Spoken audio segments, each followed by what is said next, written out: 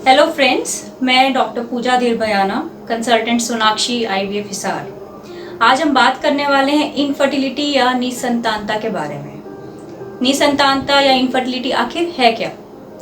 Infertility या निसंतानता basically अगर कोई भी कपल इकट्ठे रह रहा है और 1 साल इकट्ठे रहने के बावजूद भी गर्भ धारण करने में नाकामयाब रह रहा है तो उसे हम इनफर्टिलिटी या निसंतानता लेबल करते हैं। अब इनफर्टिलिटी का मतलब लगभग ये लगाकर चलिए कि 80% कपल्स 1 साल में कंसीव कर लेते हैं। 12 महीनों में कंसेप्शन रेट्स हो जाते हैं ऑलमोस्ट 80% कपल्स में। रेस्ट 5% कपल्स अगले 1 साल में कंसीव कर लेते हैं। उसके बाद जो बचते हैं 15% कपल्स, तो ये होते हैं जो हमारे पास आते हैं ट्रीटमेंट के रिगार्डिंग कि गर्भधारण नहीं हो पा रहा है। अब इन कपल्स की अगर हम बात करें तो इनफर्टिलिटी यानी संतानता एक्चुअल में बहुत ही कॉमन है। अगर आप भी देखें तो शायद आपके घर परिवार में, आपके मोहल्ले में, आपके आसपास पड़ोस में कोई ना कोई कपल आपको ऐसा दिखेगा जो कि संतानहीन है, जो कि संतान प्राप्ति के लिए कोशिश कर रहा है। और अगर हम आंकड़ों पर जाएं तो दुनिया भर में लगभग 1 couple out of 6 couples is having some problem in conception. अब इनफर्टिलिटी प्राइमरी इनफर्टिलिटी हो सकती है, सेकेंडरी हो सकती है। इन दो में डिवीजन क्यों है? प्राइमरी का मतलब है कि पहले कभी भी गर्भधारण नहीं हुआ है, माने पहले प्रेगनेंसी कभी नहीं हो पाई है किसी ना किसी कारण से। सेकेंडरी में कभी ना कभी प्रेगनेंसी हो पाई है, या तो उसमें अबॉर्शन हुआ, या हो सकता है लाइव बर्थ हो, या हो सकता है कोई और दिक्कत आई हो, पर पहले कपल कंसीव कर चुका है। कारणों पर जाएं अगर तो कारण डिवाइड अगर हम करें, अगर मैं 100 कपल्स देखूं तो उसमें से लगभग 25% कपल हमारे पास ऐसे आते हैं जिनमें सारे टेस्टिंग करने के बावजूद भी हम लोग कोई भी कारण ढूंढ नहीं पाते हैं।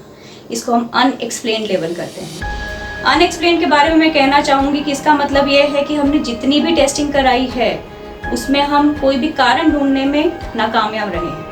बट इसका मतलब यह नहीं है कि कारण नहीं है, कारण डेफिनेटली है, बट शायद वो इतना माइक्रोस्कोपिक है कि हम उसे नहीं ढूंढ पा रहे हैं। लगभग 30% कपल्स ऐसे होते हैं जिनमें कोई ना कोई कारण पुरुषों में पाया जाता है। अगले 30% कपल ऐसे होते हैं जिनमें कोई ना कोई कारण फीमेल्स में या औरतों में पाया जाता है। और 10% कपल ऐसे भी होते हैं जिनमें पुरुष और औरत दोनों में कोई ना कोई कारण पाया जाता है। तो अगर ये कहा जाए कि इनफर्टिलिटी के कारण पुरुषों और औरतों में समान रूप पर देखे जाते हैं या समान रूप से देखे जाते हैं तो ये कतई गलत नहीं होगा। बहुत बार हमारे समाज में धारणा रहती है कि अगर कपल संतानहीन है तो उसमें केवल और केवल स्त्री का ही दोष है। ऐसा नहीं है। जैसा मैंने पहले बताया वैसे पुरुष और स्त्री दोनों में कोई ना कोई कारण आपको मिल सकते हैं।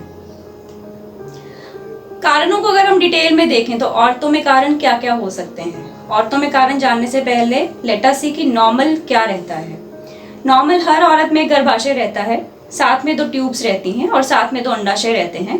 अंडाशय का काम है हर महीने एग जनरेट करना या अंडे को बनाना।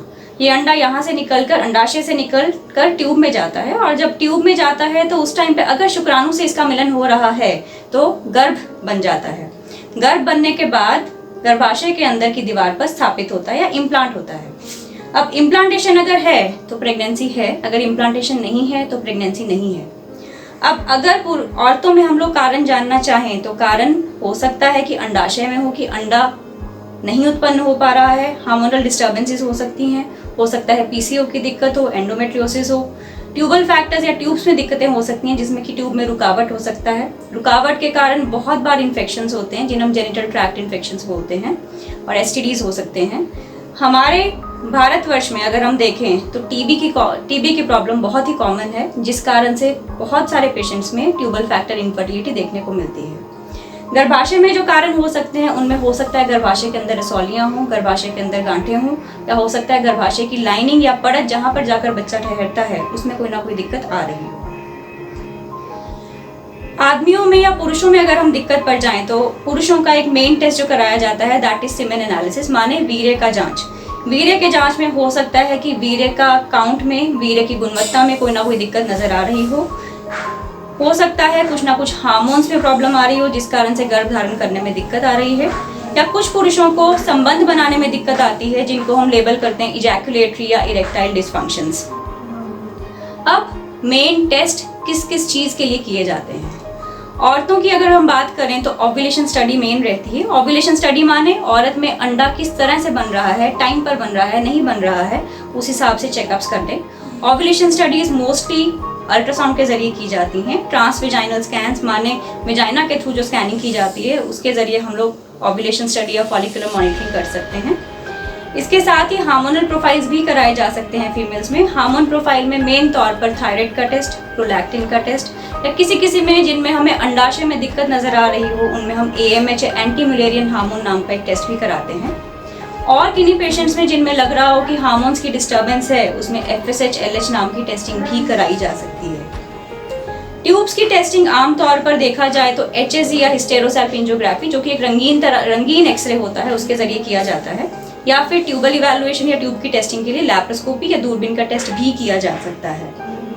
पुरुषों में जैसा मैंने बोला एक सीमेन एनालिसिस का रिपोर्ट कराया जाता है या वीर्य का टेस्ट कराया जाता है, जिससे पता चलता है कि वीर्य की रिपोर्ट में शुक्राणु के नंबर क्या है या उसकी मात्रा क्या है, शुक्राणु का चलन या गतिशीलता क्या है, या फिर शुक्राणु की गुणवत्ता या मॉर्फोलॉजी जिसे हम बोलते हैं वो क्या नजर आ रही है।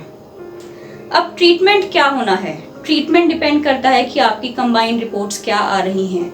डिपेंडिंग अपॉन कि आपकी रिपोर्ट्स क्या हैं, आपके डॉक्टर आपको सलाह देते हैं कि आप क्या ट्रीटमेंट कराएं जिससे कि आपको प्रेगनेंसी धारण हो कम से कम समय में और अच्छे से अच्छे प्रेगनेंसी रेट्स आपको मिलें। ट्रीटमेंट पॉइंट ऑफ व्यू से या तो हो सकता है कि आपको IUI ट्रीटमेंट पर डाला जाए। IUI माने इंट्रा यूट्राइन इंसेमिनेशन, जिसमें कि औरत का अंडा बनाकर गर्भाशय के अंदर पुरुष के शुक्राणु को डाल दिया जाता है। या हो सकता है आपको IVF सजेस्ट किया जाए। IVF माने औरत को अंडे बनाने के लिए इंजेक्शन देकर अंडों को शरीर से बाहर निकालना, शरीर से बाहर निकालकर अंडों को शुक्राणु के साथ मिलाना और फिर जो गर्भ बन जाए उसको गर्भाशय के अंदर वापस रख देना, इसे हम IVF बोलते हैं।